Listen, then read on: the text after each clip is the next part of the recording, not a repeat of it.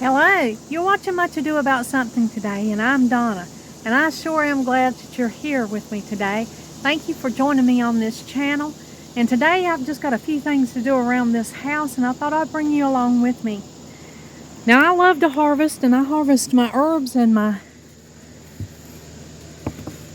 elderberries and things around here, and I like to put them in these little flat cardboard boxes that come from produce and stuff, you know, from things that I buy from the grocery store.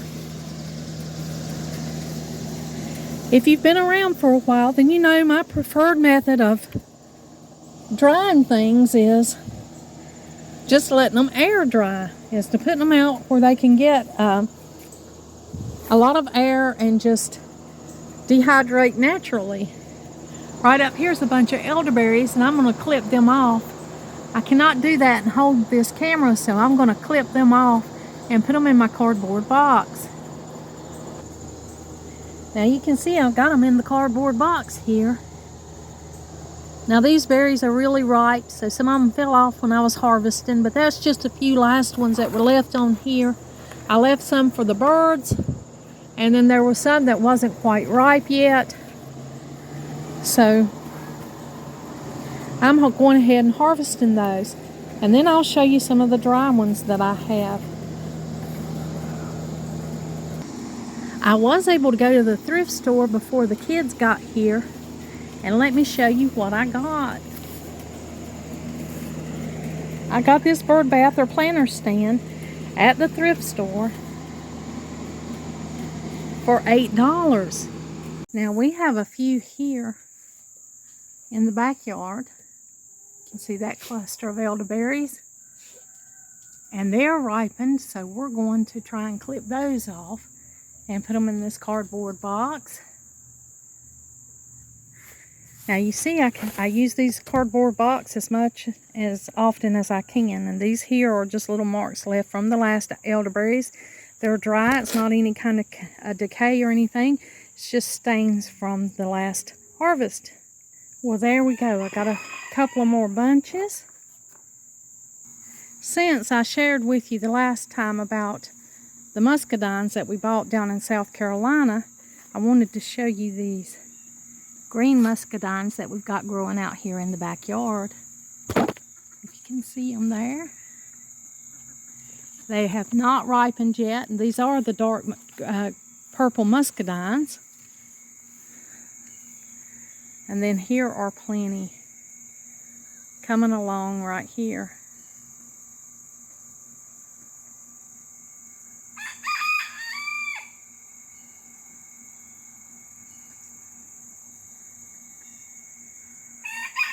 This is the muscadine leaf right here.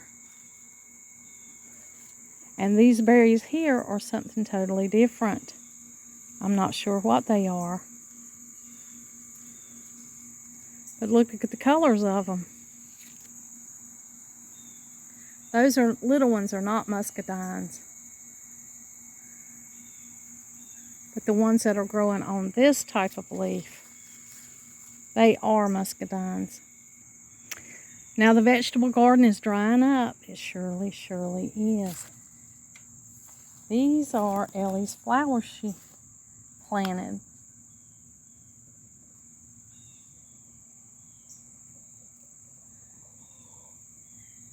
And they're looking pretty in here at the end of the garden. I got one okra, and then there's a few more here that might bloom. That okra flower's pretty. Over here's a few more okra we might have. And then you can see the rest of the garden is just dried up.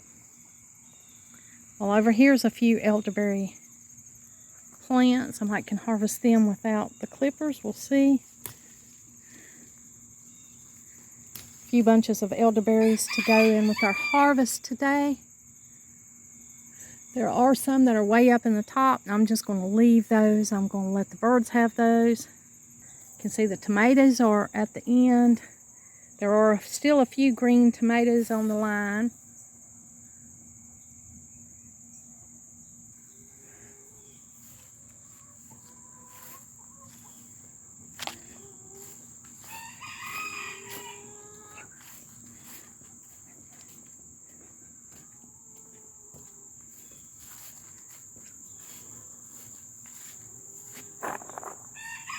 So here are a few elderberries that we can add to the collection.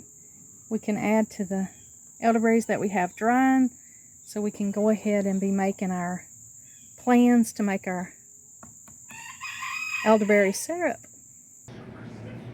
Okay, here are the elderberries that we collected today. This box and the one from the front yard here. So these elderberries will be added, spread out and dried. And I'll actually dry them right here in these cardboards, but you can see the size of these elderberries because they haven't yet dried. Here are some elderberries that Donald just collected last week. And you can see they're a little bit smaller because they're starting to dry out. Here is some that hadn't been dried for maybe 2 weeks. These are maybe 2 weeks in. They're already good and dry. They're dehydrated. You can see that they're smaller. And then these have not dried for as long. And this is the container that we've been putting them in as they dry. We go ahead and just put them in here. We've got to pick out some stems. But you can see how small the elderberries are when they're dehydrated. When all the moisture's out of them, they're just tiny. Now if you buy them, they'll probably be bigger than this because there's plenty of farms who's had their elderberry bushes for much longer than we have. Our elderberry bushes are probably about 2 years old, but we are getting quite a harvest from them. We're putting them in these cardboards and we're drying them out. And we'll preserve them probably in a jar that's much like this. That's probably what we'll end up putting our dried elderberries in. That's why it's sitting in here waiting for them to be dried. And that's the kind of thing we have going on all the time. The garden is winding up. It's coming to the end of the garden, and so I'll be finishing that up here. And I'm getting excited about fall. And I absolutely love the fall season. I'm excited about all the things that happens during fall. Well, I am in the process now. You saw me gathering the elderberries, so I can dry those and make an elderberry syrup out of them during the winter. And here I've got dried herbs here on my drying rack. That's right here in my hall at the house. I've got lemon balm, passion flower, roses that my one of my sweet sons and his wife gave me for my birthday. I've got mint, and then over here is cleaver. That's an herb I use to make a lotion out of that soothes irritated skin and sometimes even make a tea out of it. Over here I've got usnea, and I've got more herbs that I've just picked up in this basket. And they're all here on the drying rack that I have right here in my hall. And I've got to get these things down, and I've got to take them off their stems and get them in bags and get them labeled so I'll be able to use them this coming fall and winter. Now I've got this big stem of Fleabane, and I actually harvested this out of my own garden. And I'm going to go ahead and cut this up. I'm going to take the leaves off, and then I use a few stems. I know a lot of people are really particular about what part of the herb they use, but I make the most of whatever I can get. And so I'm just going to start cutting this up into small pieces, and of course this is going to make the cat excited because all these few pieces will be jumping around here, but I'll try to get him busy with something else. I harvested this Fleabane out of my front garden, and I harvested this while it was still blooming. You'll see here are some of the Fleabane blooms in here, and I'm just going to go ahead and cut this whole plant up in here into my tray since I've got it drying. And the whole plant is good to be used, and it's best to be harvested while it's blooming. So I have been able to do that.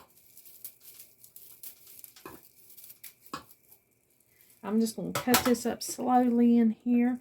And you may wonder, well, why would you do that? What good is that? What good is Fleabane? This is Canadian Fleabane that I just got right out of my garden. Now I'm not a doctor of any kind. I'm not an herbalist. I don't have any special training in any of these herbs other than I grew up using these herbs. I am from the Appalachian Mountains. My family is Appalachian, my mother's family. And this was something common. They used herbs all the time. So I've learned a lot from my family. And I also research everything that I do. And I harvest this fleabane and use it for making tea. I make a tea and I make a tincture. And the use of fleabane depends on several factors, such as the user's age, health, and other conditions specific to the user. I don't know what you're allergic to, so you want to be careful whenever you're using any kind of plant. You want to make sure that you know everything about it and everything about it when it affects you. It's a diuretic and astringent, and this plant helps to move congestion and gravel out of the kidneys. I guess that would be kidney stones. And it improves the overall health of the urinary tract. And if you want to know the dosage, of course, that does depend on who you are.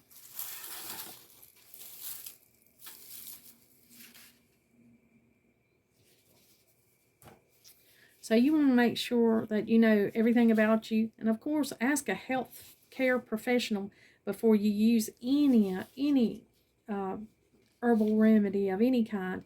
Make sure you know exactly what you're harvesting and identify it correctly, and research it to make sure it's best or not best for you.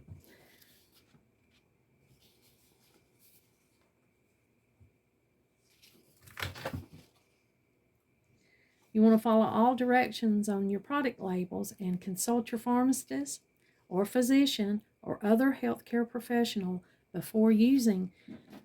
I've got a disclaimer here because not everybody grew up knowing what these things are. Not everybody has heard of these, but they're easily researched. I don't want you to be afraid of them, but I do want you to respect what can happen if you get the wrong thing. There's a lot of things out there that are toxic. So you want to make sure that whatever you're harvesting is the right thing and that you're using it in the right way for you, your individual differences, your individual needs. Now, some people are allergic to fleabane. If you're allergic to anything like daisies or chrysanthemums, they're in the Asteraceae compositae family.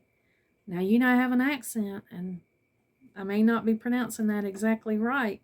For some reason, we want to put long vowels and everything. Appalachians do, but this is it's the Asteraceae compositae family, plant family, and that includes ragweed, chrysanthemums, marigolds, daisies, and many others. Any kind of aster or daisy. If you're allergic to that, then you know not to do anything with the fleabane, because you know that would you would probably be allergic to fleabane if you were allergic to any of those others. Now, what do I do with this ragweed? When I get this I'm sorry, it's not ragweed, it's fleabane. I got that stuck in my mind when I read if you're allergic to ragweed, then you will probably be allergic to fleabane. Not the same with goldenrod. If you're allergic to ragweed, then you probably, very few people are allergic to goldenrod. But this is fleabane we're dealing with today. And people take fleabane for swollen airways, bronchitis, sore throat, fever, swelling, fluid retention, urinary tract inflammation, diarrhea, and many other causes. And you can research those. But usually I take it, I drink it. I make tinctures and a tea. That's what I do with this dried fleabane. And I usually just make tea whenever I'm having, any kind of urinary discomfort. You usually know when a urinary infection is going to happen. You usually can feel the irritation there in your kidneys or your urinary tract. But I usually just make this tea whenever there's something like that going on. Or sore throat. It's really good for sore throat. You can make teas out of fresh fleabane, or you can dry it like I've done here and use every part of it. I'm just going to cut it up. That's what I'll be doing today. I'll be taking all of my herbs that I've got dried and just cutting these up. But I thought I hadn't explained Fleabane to you before, why I even take the time to harvest it or put it in my herbal collection, my herbal cabinet, my apothecary. I wanted to let you know why I take the time to go ahead and gather this and cut it up and have it on hand. And this grew in my garden, so I just let it grow good and tall, just shining up there with its little leaves and its beautiful daisy-like flowers, tiny little daisy-like flowers. I just let it grow in my garden. It came up. I did not plant it. It's Canadian Fleabane. And what I do is just go ahead and let it grow when I know that I have a medicinal use for that herb. And I love the smell of this. The taste of it is a little bitter, but you can always add honey or something to your tea to make it better. It also makes a good liniment. You can make a liniment, and it has properties that ease rheumatism and gout. If you suffer for those, that might be a good thing for you to research and to ask your healthcare provider about. But today I've got a lot of herbs hanging up in there, and I've got to harvest a few herbs. I'm going to harvest some more comfrey and some more things out of my perennial herb garden out there, so that I can go ahead and fill my rack back up with the plants and herbs that I use on a regular basis.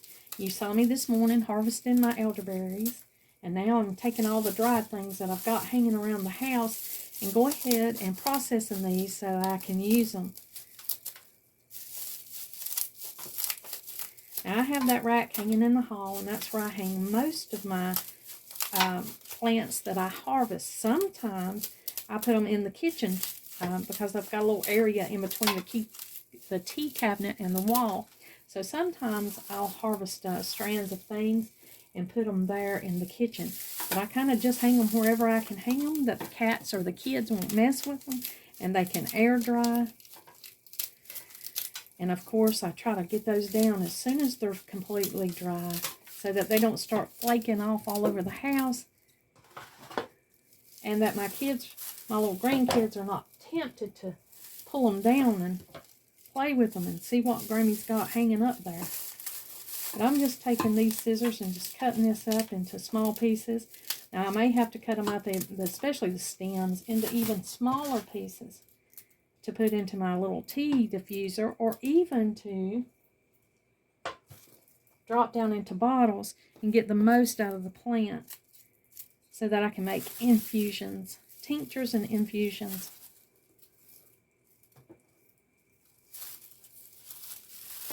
With this Fleabane.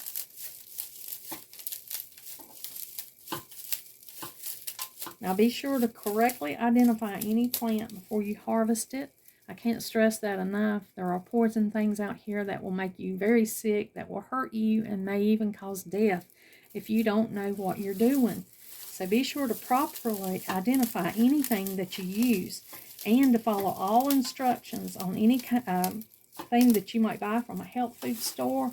Be sure to follow all instructions on any packages, and you want to make sure you consult your pharmacist or physician or your healthcare provider before you use anything, because your circumstances will be different from somebody else's. And there are herbs that can interfere with the medications you take if you're on medication, so you really want to be careful and treat this very, very seriously. Do research, not just one way. Do research the thing every way you can find.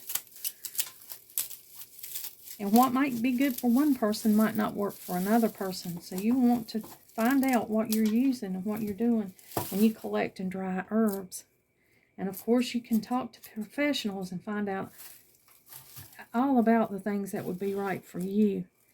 don't let it hinder you. Just make sure you do proper, thorough research and find out about everything. Of course, you'd want to do that about everything you put in your body anyway. That would just be, you know, a common reaction. You want to find out how anything's going to affect your body. And I've shared with you over time the countless herb books that they have. I mean, there are just an abundance of herbal books. Of course, I have a few here. I have many, many more of them. I read these books just like I would any kind of good book. I read them thoroughly.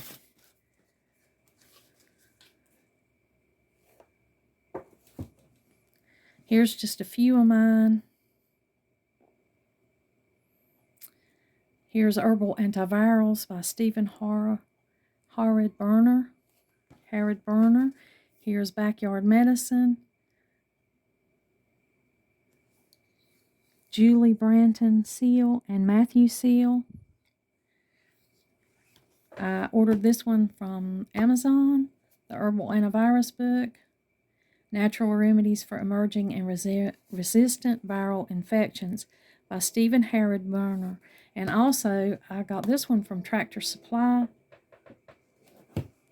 This is a fellow YouTuber. This is by Amy K. Fuel, the Homesteader's Herbal Companion. And it's just a good guide to have on hand for general plants and general uses. There's some recipes in this book.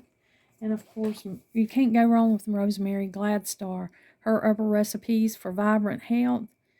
And this book has over 175 tonics, teas, oils, salves, and tinctures, and other natural remedies for the entire family. And I've had this book for a while. I think I got both of those off of the internet. So there are resources for you to educate yourself on what you're doing. If you're interested in using any kind of herbs or any kind of herbal remedies, even drinking herbal teas, you want to know what you're drinking, what you're putting into your body. So educate yourself, and if you're interested in that, this is a good way just to know why you harvest and do the things that you do. I use goldenrod. It's an herb I also harvest at this time of the year. It's that beautiful yellow flower that you see on the side of the road. It's, you know, going by its name, it hangs down, the little yellow flowers hang down in rod-like shapes. And of course, I have a lot of goldenrod, and I harvest goldenrod. So I'm using what I have. And this year I just harvested this little Fleabane out of my garden. And I've got lemon balm over there I'm going to have to process like this. I'm going to have to cut it up and get some bags and put them in it and get them ready to be used. It's one of those things that you do beforehand. So if you get a bladder infection or urinary tract infection of any kind, you can go ahead and have this stuff on hand, the herbs that you want to use for that. I just like to have them on hand ready to go whenever I need something like it. You very rarely feel like running to the store when you find yourself sick or with some uncomfortable conditions that can benefit from just mild, simple things, using them early on before they become a full-blown infection. And so that's why I'm going ahead and getting all these herbs done. That's why I harvest them. That's why I hang them and dry them. That's why I process them to be able to be used whenever I need them. You can't, if it's snow on the ground, you can't run out and get some kind of herbal remedy out of your yard. Usually that stuff has already died back. You wouldn't even recognize it. So you want to get your herbs in a timely manner. And Fleabane is recommended to be harvested when it's blooming. And I did harvest this when it was blooming. You can see the little blooms I got here. And I hung it up in the kitchen in there to dry. And it can be a little messy when you hang up your herbs. Sometimes they dry and fall all over the place.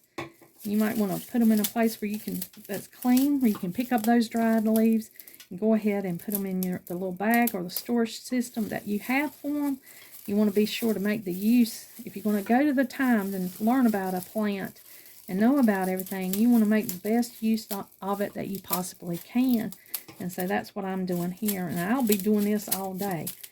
Until the kids get here. When the kids get here, my pace of the daytime will change. I will get very, very busy. I'll be feeding, changing, instructing, and doing all the other things. But here I've got things that I'm processing today. This is the mint or lemon balm. This is the passion flower. It's best to put tags on them. I know what I harvest and when I harvest it and what I have. But if you get so busy, some days it would be easy to forget this. I do it so often. I know what these plants look like dry. I know what they are. But it's always a good thing just go ahead and put a tag on, because some things can look very similar. They look very similar whenever they're dried, and it's really hard to tell the difference. Of course, you can tell the difference by the smell and by some of the properties. I know passion flower is vine-like and has these little tendrils on them, so it's easy for me to identify that. I will even use these dried roses. I'll use them in cosmetic applications and things that I make. And there's a little bit of stuff going on here because the cats have got up here and jumped around and smelled of them and stuff. It's a little mess that comes with it, but it's well worth it if you know the benefits of these. But that's what I'm doing today. If you watch my channel, then you know I'm a tea drinker. And here are some of the ways that I use the herbs that I harvest. Because I usually use them in teas and tinctures and oil infusions. This is some passion flower that I harvested. And I'm going to go ahead and use that in tea today. It has some good relaxing properties I enjoy. The goldenrod is good for any kind of allergies or sore throat, inflammation of the throat. So I'm putting those in my tea today. And I always like to add a little black tea to these when I make them, because I enjoy the benefits of black tea. And the black tea does not have to be complicated. This is Lipton tea. And you might not know, but there it says black tea. You can see right here. I like to add that to even some of my remedies because I enjoy the flavor of this. And I love the flavor of herbal teas. You can always add honey, lemon, milk, whatever you want to your teas to give them a good flavor. Something that you enjoy. I sometimes cut these up smaller, and sometimes I just go ahead and just kind of cram them in there into my tea ball.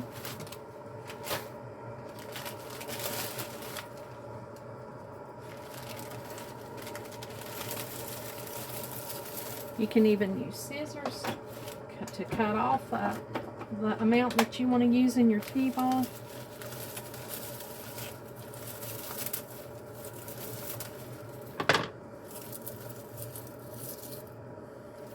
I usually leave it in as whole as a form as I can to when I dry it, and then cut it up as needed, whatever diffuser I'm using, so that you know that it'll hold its properties in there.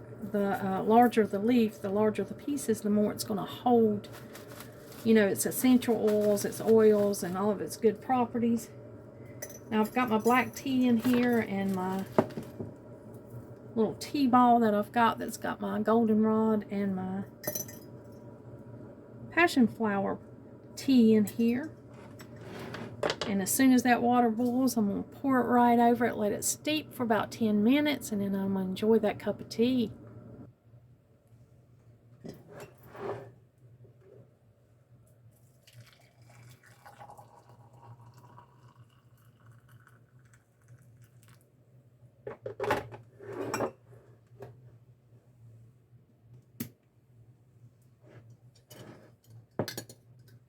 You can already see that tea starting to infuse. Start to look really good. And I just put a little saucer over the top of it. Hold that steam in a little bit and to help it infuse a little better. And then when it's done, I'm going to take it off and drink it just like it is. I won't be adding any sugar or honey to that today. as I'm trying to cut out a lot of sweets. I'm trying to cut out sugar. I absolutely love this Fleabane, the smell of it. And just cutting it up, I can smell it. And it smells really good. It's not a strong smell, it's subtle, but it smells delicious.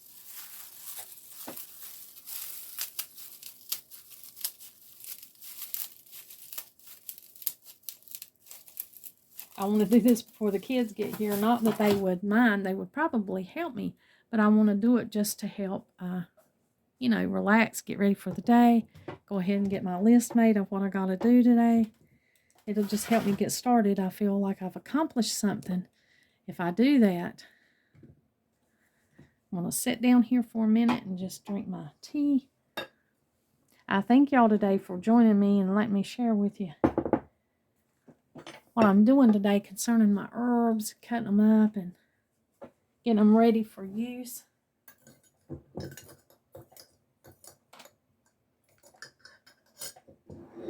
Letting you share my herbal books with you. I love to just pick up a good herbal book and read it and familiarize myself with uses that people who are herbalists and who are doctors and who do know about these things, I can absorb their information and know that I'm on the right track with whatever I'm doing. So I just enjoy my herbal remedy books so much, and I enjoy the herbs. Of course, now growing up, we just learned from family, from the generations of what we used for whatever we needed. They're on a mountain, you just, there's wonderful herbs and stuff growing all around you, but really they're growing everywhere if you take the time to learn what they are and know what they are. It's just that, like that little Fleabane, I didn't plant that just came up. It is a common weed. It came up in the garden, but I remembered from growing up that my family harvested that, my ancestors harvested that, and they used that as a natural remedy for some things.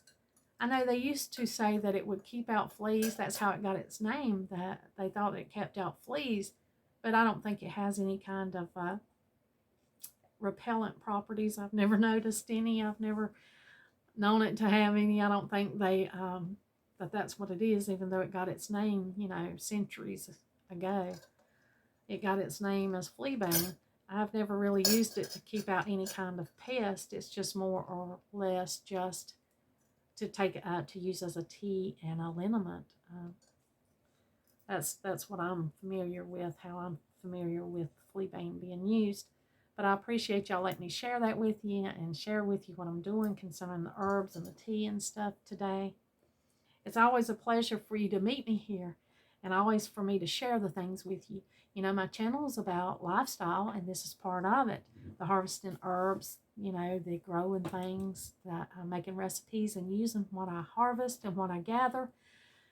And I did, when I went with my sister and her husband, we did gather mallow, and there was a few other things that we gathered.